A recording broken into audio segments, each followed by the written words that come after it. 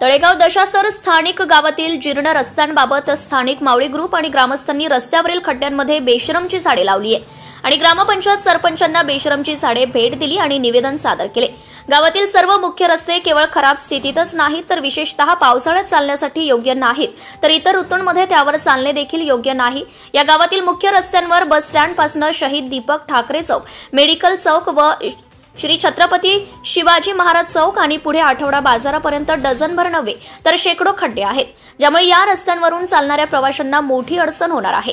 आम्ही मावळे ग्रुप आणि ग्रामस्थांनी बस स्टँड पासून श्री छत्रपती शिवाजी महाराज चौकापर्यंतच्या सर्व मोठ्या खड्ड्यांमध्ये झाडे लावून गाव प्रशासनाचा निषेध केला व आमदार आणि खासदार गावामध्ये प्रवेश बंद करू असे आंदोलनकर्त्यांनी सांगितले आहे।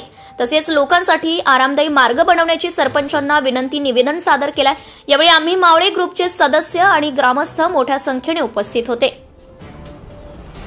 तर सरपंच मीनाक्षी ठाकरे म्हणाल्या की गावातील मुख्य रस्त्यांवरील खड्डे भरण्यासाठी आणि गावात खडी भरण्यासाठी लेखी परवानगीसाठी 2 दिवसांपूर्वी तहसीलदार धामणगाव यांना अर्ज देण्यात आला होता आणि परवानगी मिळाल्यानंतर रस्त्यावरील खड्ड्यांमध्ये मुरुम भरला जाईल।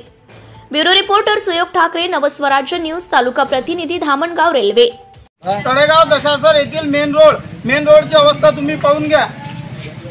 जोपर्यंत तळेगाव दशासर येथील मेन रोड होणार नाही तोपर्यंत आमदार खासदार यांनी गावात येऊ नये, अन्यथा त्याची जबाबदारी प्रशासक घेईल।